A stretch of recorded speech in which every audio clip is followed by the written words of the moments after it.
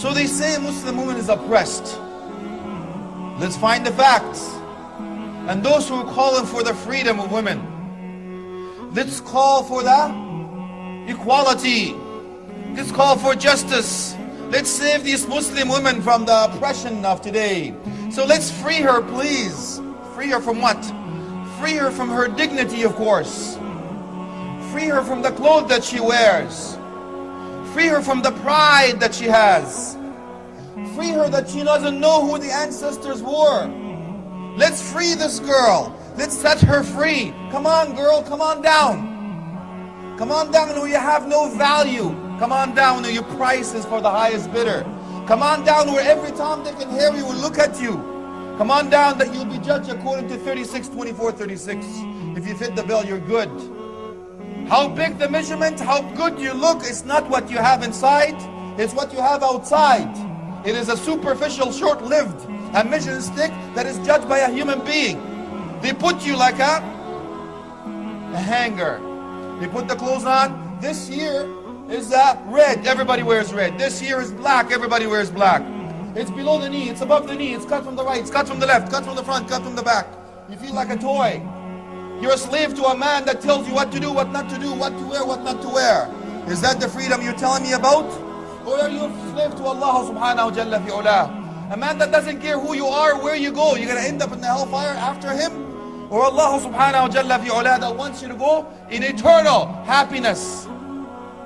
Is that the freedom you're telling me about? If this is who you are? It's a choice you have to make, ukhti.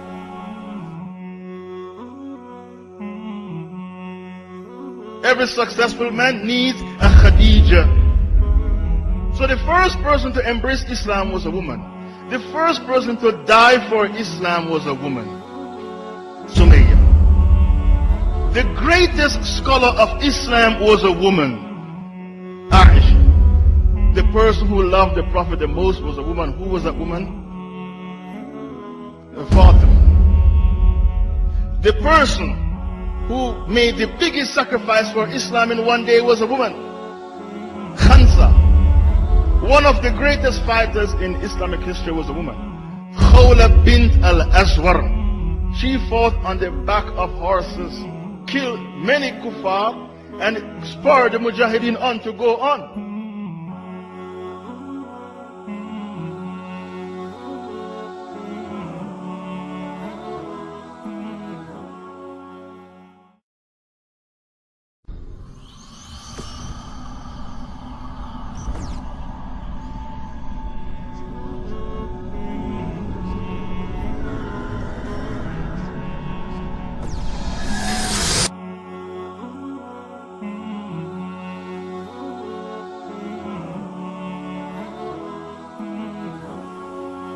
This evening, insha'Allah ta'ala, is for every one of our sisters who loves Allah subhanahu wa ta'ala and His Messenger sallallahu alayhi wa sallam, that lives in defense of the Quran and the Sunnah, and lives for Jannah, that has forgotten who she is. I want to speak to you, but the real you. I don't want to speak to the lipstick, or the color contacts, or the pink hair, or the loud gum, or the head bouncing to the iPod, or the cowgirl boots, or the fake nails. I want to speak to you, the real you, your heart and your soul and your mind, about those things buried deep down inside of you that I wish that you could remember. Don't you remember who you are? وَنِسَاءٌ كَاسِيَاتٌ عَارِيَاتٌ مَائِلَاتٌ مُمِلَاتٌ. And women that are kasiyat, they have clothes on, they have fabric on their bodies. عَارِيَات, but they're naked. They're wearing clothes, but it's as if they're not wearing anything. Their clothes are offering no concealment for them, like the women we see nowadays. Ma'ilat, mumilat, they sway side to side in the way they walk, the way they talk, and the way they interact with the opposite gender. The Prophet ﷺ says, لا يدخلن الجنة ولا يجدن ريحها. They do not enter Jannah, these two types of people. And they will not even be able to find the fragrance of Jannah. The women that leave the house with the shape of their bodies defined, or their hair shown, or they are decorated in one way, shape or form, or they are perfumed. Every neck that turns, every eye that looks, you share in the sin of the person that committed it. You can be thinking about 1,000,001 things from the moment you leave your house till the moment you return. You can be thinking about school and exams and shopping and email and studying and friends and appointments. You could be upon the bus reading Quran or making dhikr, and you don't even realize it. That guy whose eyes fall on your thigh, or his eyes fall upon your arms, or your neck, or your waist, or your legs, any of this, you get the exact same sin because you made that sin a possibility. You made it available. And it appeared to them before Allah what they never expected. Sins and sins and sins and sins, mountains. Never expected it. Some people will come on the Day of Judgment and this will be their condition. So wallahi, it's not just another sin. Our enemies, the enemies of Allah, the enemies of His Messenger sallallahu alayhi wasallam, the enemies of the Quran, the enemies of the believing men and women, they tricked the women, Muslim and non-Muslim alike, into selling herself like a piece of flesh on the streets. They brainwashed the woman into thinking that whatever attention she can draw to herself, that means she's liberated. They did it, for example, with the anti-Islam propaganda. They throw a bunch of women on screen with hijab on, and they say this is the definition of oppression, oppression, oppression, oppression, oppression. And something repeated so many times begins to settle in the minds and taken for granted as a reality and as a fact. Add on top of that, as sociologists will tell you, this is not some random guess. Trained specialists and researchers tell you that a woman, when she dresses more provocatively, she gets 14% better wage. The higher the skirt, the higher the pay. The more buttons open on the blouse, the higher the pay. The prettier the hair, the higher the pay. They trick the women into thinking the attention they can grab to what? To feed their perverse desires. They brainwashed women into thinking that was value. And they thought they were liberated. And they finally achieved equality. But I want to say they might have tricked the women. I want to say they might have tricked the women, but not you.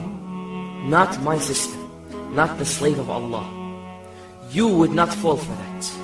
You are wiser than that. Sister, my sister, O daughter of Islam. You see, that's who you are. The daughter of Islam. That girl jumping around on screen in the music videos, that's not you. That girl dressed in a business suit, staying late in a private office as someone's secretary, that's not you. That fool on the billboard, that's not you. Sister, O daughter of Islam, become modest. Do not remove the veil. Do not remove the hijab from upon you and then become regretful. Guard your beauty if it's honor that you seek, because the people around you are like wolves on the prowl. Wallahi, this is so true. They killed in you the most beautiful thing about you. Al-haya, modesty. Sister, oh you who spends hours in front of the mirror, looking at herself. Don't you know that Allah is watching you? And looking at you as you are sitting there or standing there, pleased at what you are preparing of the disobedience of Allah? O sister who spends such large sums of money at the salon to give herself the new look for the party, or the streets, or the classroom, or the boardwalk, how much would you pay to fix your look before Allah subhanahu wa ta'ala? Sister, Wallahi, I fear for you. How many beautiful girls with beautiful skin got tried with skin cancer? That is so common in females nowadays. How many beautiful girls had to go through a procedure, an agonizing, depressing, grievous procedure, because she's tried with breast cancer. You think these diseases were always so common? Wallahi, they were not. Not in the age of obedience. I fear for you a punishment to come down from Allah. Veil yourself. And I fear for you that you don't really think you're going to die. Wallahi, you're going to die.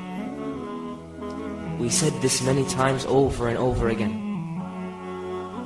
That guy that you turned his neck in the street, wallahi, he will not benefit you when you are on that piece of wood and they are washing your body with that cold water.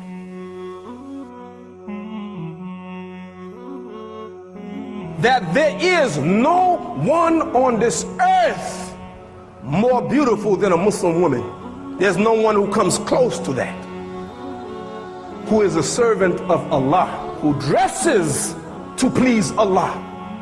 Khaliful Mushrikeen, be opposite the people, the disbelievers. So when this woman, before she leave the house, like the other woman, she looks in the mirror. But they're looking in the mirror for something different. When the woman in the street look in the mirror, she looking to make sure she has the best style, she looks good, she can attract a man. But this woman, when she look in the mirror, she makes sure she's dressed appropriately. Make sure that Allah is pleased with her. Make sure she's covered. So when she go out in the street, that she covered to please Allah subhanahu wa ta'ala. If she does that, she's beautiful. Opposite.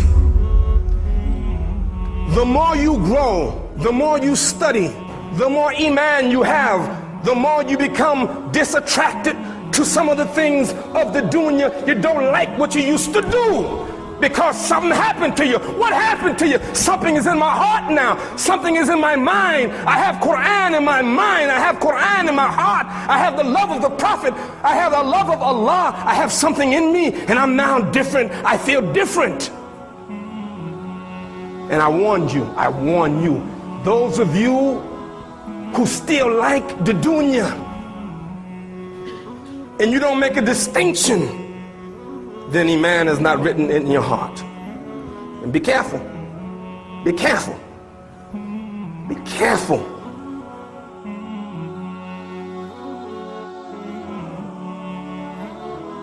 The choice you have to make. So you ask yourself, do you have a life or is it a lifestyle? What do you have on your walls? Who you listen to? Who you look up to? Who you trying to imitate? You walk, talk, eat, dress, everything like. And you'll find out that some of them, unfortunately, go with the flow. That's how I roll. I get the bling bling, I go down. It's true. Why? Because it's the peer pressure of today. And then you'll find out that who I am, that truly am, if you look at the reflection, when you look at yourself in the mirror, you have to think, my grandmother, my ancestors, Khadija. Don't you know who you are, Ukhti? Your ancestors, you are the children and grandchildren of the Aisha, Fatima radiallahu anhum ajma'een. So you should be proud, wallahi, of who you are. Walk with your head up high and think about it. Think about what Islam done. The first indication, go back to Ayyam al-Jahiliyyah, the pre-Islamic era, the ignorant era, so they call it. You'll find out that women had no rights. Women were killed before Islam just because they were dishonorable. It was a shame. As a matter of fact, it is mentioned in the Quran. It was a shame for anyone to have a daughter. What did they do? They either kill it or bury it alive, or bear with it for a shameless day or a long life. It is narrated that a man came to Prophet Muhammad sallallahu alaihi wasallam. He says, I've done something before Islam that I fear that Allah may not forgive me for that. And of course we know that Allah subhanahu wa ta'ala forgives all sins except one. which is shirk, ascribing partners unto Allah subhanahu wa ta'ala. He told him after a long story, he said, I had this daughter. I felt ashamed. I was patient for a few years. And after a while, I made a decision that I will either bury her or throw her in the well. And as I've done, I hear my daughter say, you have killed me, Dad. And I waited for her voice to drown till I heard her die. Till Prophet Muhammad sallallahu alaihi wasallam cried and the people around him cried too. So Allah subhanahu wa ta'ala reveals, وَإِذَا الْمَوْءُودَةِ سُئِلَتْ بِأَيِّ ذَنْبٍ قُتِلَتْ. On Judgment Day, this ma'uda, this young child, this young daughter that's prior to Islam, what sin has it committed for it to die? What mistake has she done? By what right have you killed your own daughters? She will come on Judgment Day, ask you, what sin have I done to be killed? What right have you had over me to kill me? So this was the first indication that Islam honored women. You go back in history, you'll find that Islam gave a woman the right to inherit, gave a woman right to vote, gave a right to women to have business. All these are authenticated. That Islam has given women way over, not just 100 years or so ago that they were fighting and debating. Over 1400 years ago, Islam given that the rights of women. Imagine yourself, akhi and ukhti. And you go back in history, you'll find out that their own faith says the same thing. You go back in the scriptures, you'll find the authenticated ones actually telling you the same thing. Amazing. Islam says no, women are honored. Women are honored. We look at them as much more than you think. They're elevated. The only religion on the face of the earth that elevated mothers over 3 times over the father. No other religion on the face of the earth that actually honors women more than Islam. If you think about it, you'll find Islam is the only true path.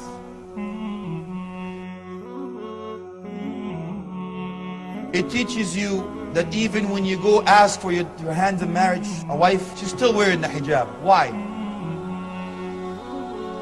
Because you don't look at that, what we talked about before. You look at her mind.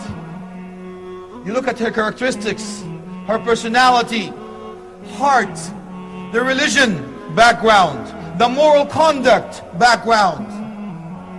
Not the other way around where they meet in bars. If she's good or round or she takes her whatever. I'm trying to keep this a family show as much as possible. We have kids. How old are you, son? You get the gist. You understand what I'm saying. Allah help you, wallahi.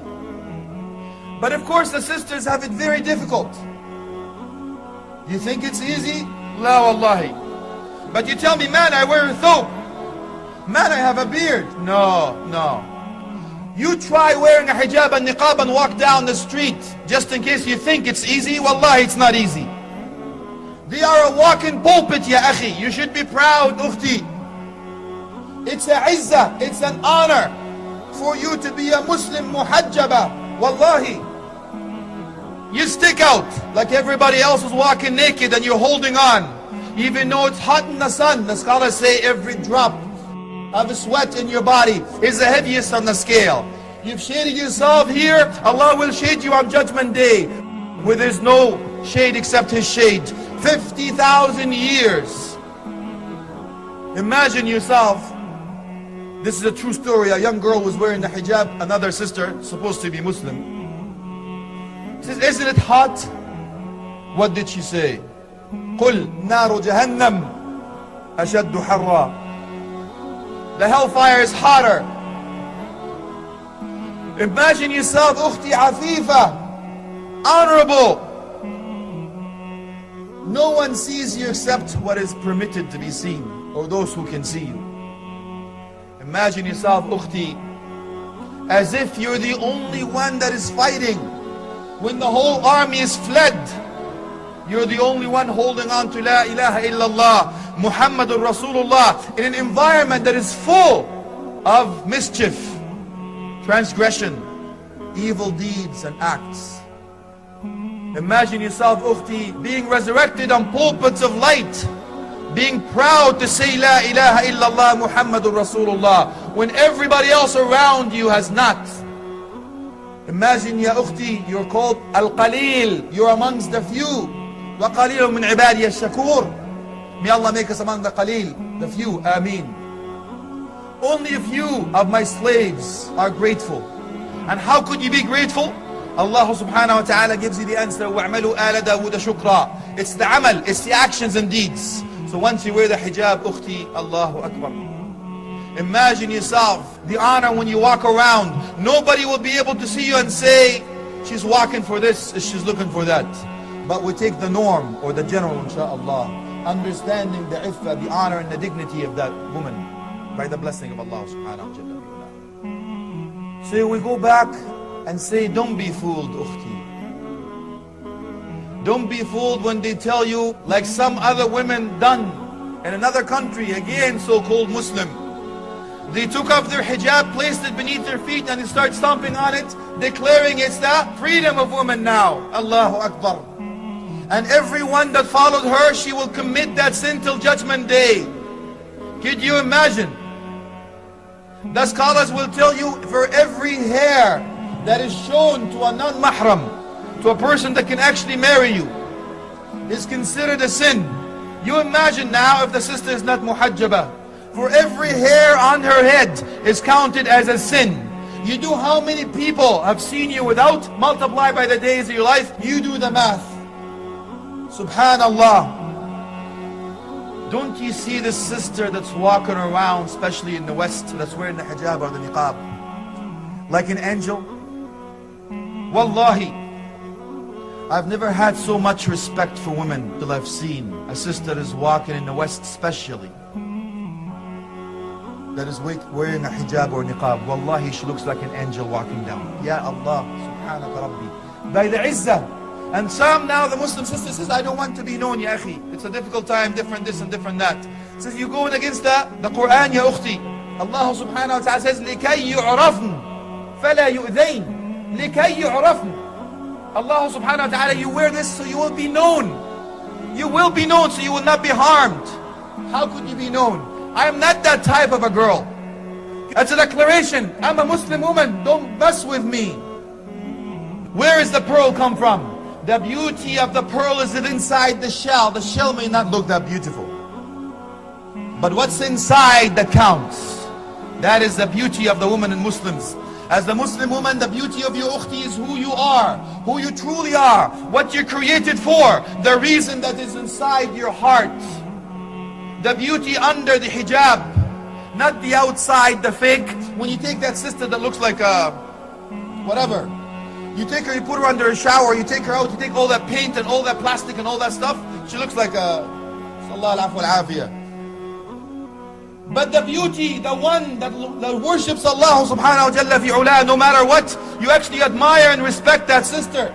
The sister that will be with you in heaven, inshallah, is totally different. So even the brothers, they may be fooled. They have the picture in the back of their mind that this is who I want to marry. That's beauty, that's love. But don't you see, ya akhi, look at all the dreams before and even nations before. You'll find out that hijab was before Islam. When people tell you that a Muslim woman is oppressed and they force her to wear this, I say, you don't even know, you haven't done your own homework. You go back to the nations before you. I asked him one question. What was the color of the hair of Mary, may peace be upon her? The mother of Jesus, may peace be upon her. What was her hair color? They don't know. They tell me, I have heard this. Brown, black, blonde. I have heard this blue. I go, blue, come on, man. It's not from Mars, we're coming down to earth, dude, come on. This is from the schools that come to the center and they talk about comparative religion and the world religion classes. I go, you know why you don't know? Because she was what? You tell me, yes, she was covered. You're right. What about the nuns? Yeah, it's covered too. It's okay, let's free the nuns. Free the nuns, man. Free Mary. Let's go do the demonstration in the streets.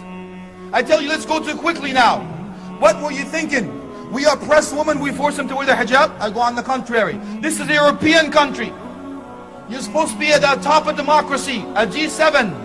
freedom, democracy in action.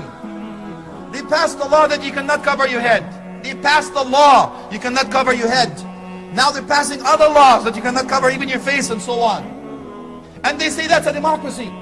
They tell you what to do, what not to do, how to live your life, and what to worship, what not to worship, how to actually practice your religion, and they call that a democracy. Allahu Akbar.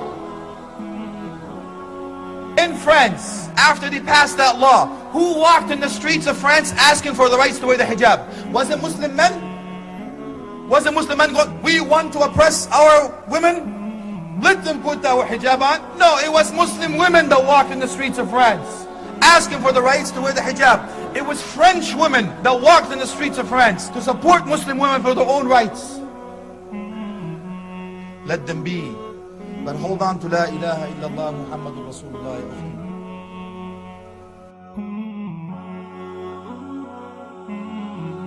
Because that is your lifeline. Wallahi, this time is short-lived.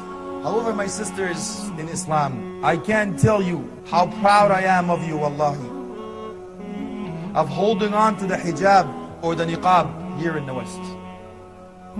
It's a struggle day in, day out. But what gets this poor slave of Allah is when I hear a sister on the other line crying. Says, my father will disown me if I wear the hijab. I said, I'm sorry, Ukhti, repeat that please. So my father will disown me if I wear the hijab. He says, if you wear the hijab, I will disown you. Or better yet, my husband now is telling me to take the hijab off. I go, Allahu Akbar. I can't believe I'm hearing those words with my own ears. Have you not heard, ya akhi, that in Jannah there is a banner that says, La yadkhuliki the youth. The youth, the definition. مَنْ يَرَى الْقُبْحَ عَلَىٰ أَهْلِهِ وَيَرْضَى بِهِ. Those who see that is unlawful upon their women folks, the one they're in charge of, or responsible for, and he accepts that. As a matter of fact, you go the other way around. Tighten the dress a bit, shorten a little more, take up the hijab, show a little bit of whatever, and all that stuff. Imagine, or they ask her to do something that is bad or unlawful, or haram. La hawla wa la quwwata illa billah. That is called the youth. On Judgment Day, there is a banner in heaven says, this the youth will not be permitted to enter heaven. So my brothers in Islam, be very careful, ya akhi, ya ukhti. So the Khadijas of today and the Aishas of today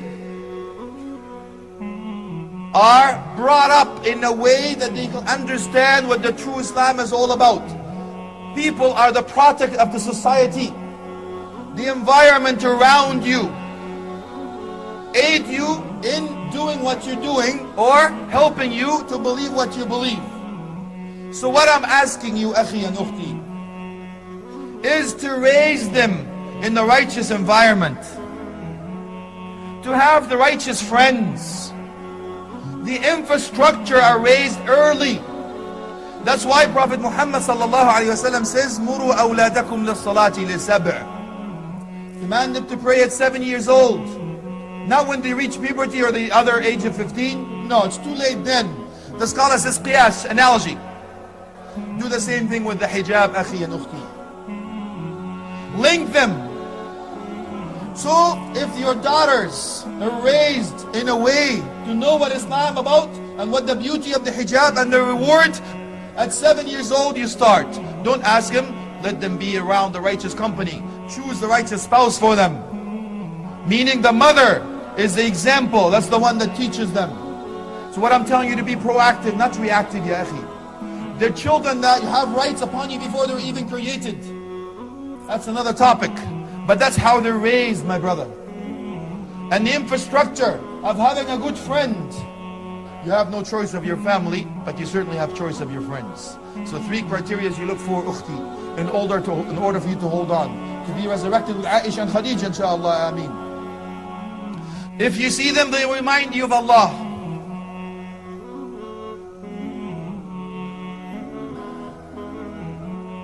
If you see them, they'll remind you of the path to that Jannah, inshallah, to the path, the straight path of Allah. زَادَكَ إِيمَانًا مَنْتِقُهُ. When they speak, your iman increases. They remind you about heaven, hell, life, death. If you find that, ukhti, hold on to them.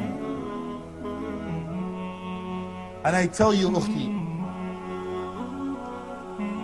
you are our sister, our mother, our daughter, our wife. You are the core of this ummah. You are the backbone of this ummah. So that's the reason we tell you, we honor you. That's why Prophet Muhammad sallallahu alaihi wasallam gave us the advice before he dies. Look after women, look after women, look after women. Why? Over 1400 years ago, he realized that our enemies will come through Islam through the gate of women. They will start ruining them, giving these ideas about freedom. So he says, look after women. They're the one that are going to use or raise the youth. They're the one that are going to raise your children. They're the one that will teach. They're the one that are the core of the ummah. Why?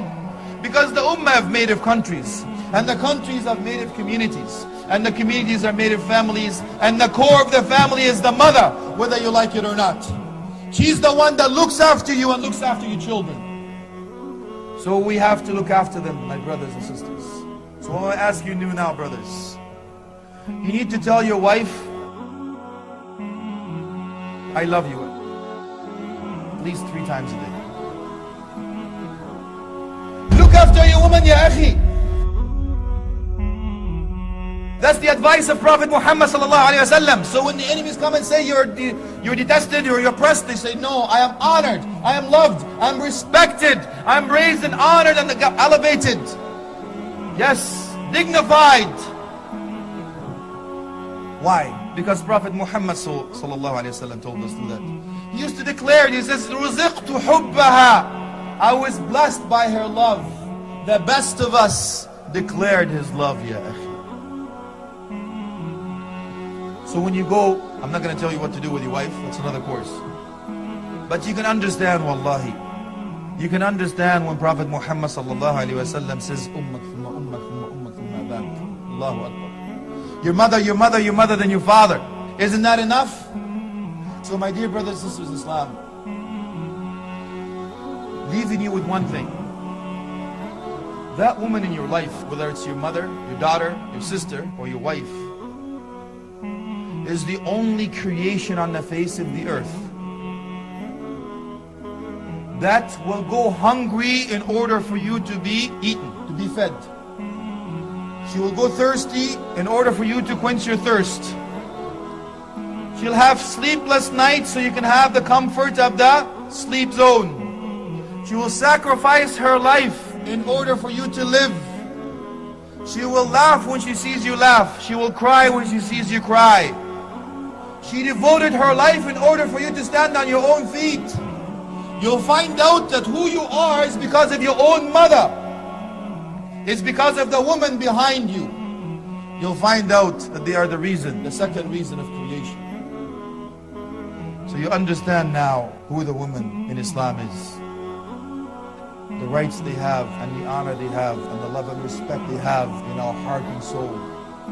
From now on, ya akhi, when you see this sister walking around in hijab and niqab, you make dua for her. You ask Allah subhanahu wa ta'ala to give her thabat. You ask Allah subhanahu wa ta'ala to give her Jannah, Firdaus al-A'la. You ask Allah subhanahu wa ta'ala to resurrect her with Khadija, with Aisha radiallahu anhum ajma'een. You ask Allah subhanahu wa ta'ala to grant them for their patience and struggle and strive to be drinking from Hawd al-Kawthar on Judgment Day. You ask Allah subhanahu wa ta'ala to shade them on Judgment Day where there's no shade except His shade. And I ask Allah subhanahu wa ta'ala to shade us on Judgment Day where there's no shade except His shade. And I ask Allah subhanahu wa ta'ala to be able to help our sisters to hold on and being righteous and give them the support they need, especially out here in the West. And make dua for them all the time. May Allah subhanahu wa ta'ala bless them all. وآخر دعواهم الحمد لله رب العالمين وصلى الله على آله وصحبه والتابعين. جزاكم الله خيرا والسلام عليكم ورحمة الله وبركاته.